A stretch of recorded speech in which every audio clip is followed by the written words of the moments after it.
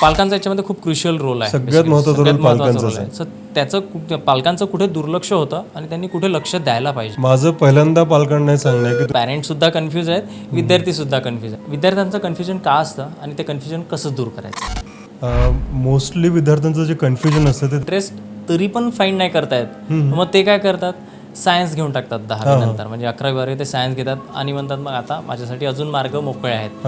पण खरंच असं असतं का अजून मार्ग मोकळे होतात का, की ते अजून स्वतःला ट्रॅपमध्ये टाकतात. नाही, सायन्स घेतल्याने मार्ग मोकळे होत नाहीत. नाही. उलट मला आता नवीन ट्रेंड सेट होत आहे प्लेन सायन्स. जसं आपण डोसा करतो ना, प्लेन डोसा मसाला एक्झॅक्टली तसं त्याला प्लेन सायन्स केलं. मसाला सायन्स हे वेगळं आहे. मसाला सायन्स वेगळा आहे. आता ज्यांना नीट जेई द्यायचं नाही त्यांना आयसेट सारखी एक्झाम आहे. तर आयसेट जी आहे ना ती ही एक्झाम जी आहे ती मोस्टली रिसर्चकडे जर जायचं असेल त्याच्यामध्ये. पण की भरपूर जणांना 10वी नंतर 12वी नंतर काय करायचं ते माहिती असते, पण बरेच जण आहे ज्यांना नीट काय आहे किंवा JEE काय आहे किंवा NDA काय आहे, म्हणजे ह्या एंट्रन्स एक्झाम ज्या आहेत ह्या कुठल्या डोमेनसाठी एक्झॅक्टली आहेत हे माहीत नाही. मुलांच्या डोक्यामध्ये खूप सारे थॉट्स असतात. हे करायचं आहे, ते करायचं आहे, सगळं. एक्झॅक्टली तेच.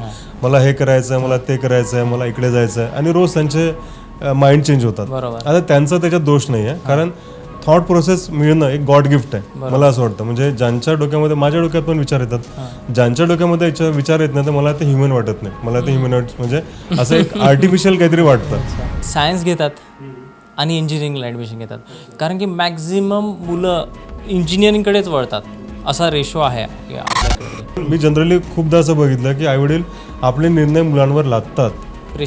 प्रेशर म्हणजे लादणं म्हणजे कसं असतं, नाही सर याला हेच करायचं आहे. ओके, कसं ठरवता तुम्ही याला हेच करायचं आहे, त्याला ठरवू द्या ना. बरोबर. मी माझं तुला सांगतो की तो सक्षम नसेल तर ठरवायला. तुम्ही बघितलंय का की जो नीटचा जो पॅटर्न सुरू आहे हा खूप वेगळा आहे. आता रिनीट होते, मुलं कोणत्या स्ट्रेसमध्ये असतील, म्हणजे महाराष्ट्रात एक्झॅक्टली किती मोठा इश्यू चालू आहे नीटचा. जे म्हणजे नांदेड एवढं फेमस होतं ते इतकं म्हणजे हे झालंय, म्हणजे युट्यूबर असं नीट जरी लिहिलं ना तरी आता आणि घाबरत आहेत मुलं आता. आणि खरंच आहे, म्हणजे मुलांना स्ट्रेस जो येतो ना तो आपण आयडेंटिफाय करू शकत नाही. म्हणजे जर समजा एखादा, जसं आपण ब्लड प्रेशर चेक करू शकतो पण डोक्यावरचं प्रेशर चेक करता येत नाही.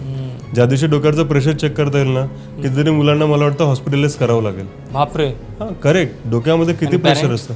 पॅरेंट्स CA नवीन ट्रेंडमध्ये होतं आणि या CA ट्रेंडमध्ये येतो. ट्रेंडमध्ये होतं म्हणजे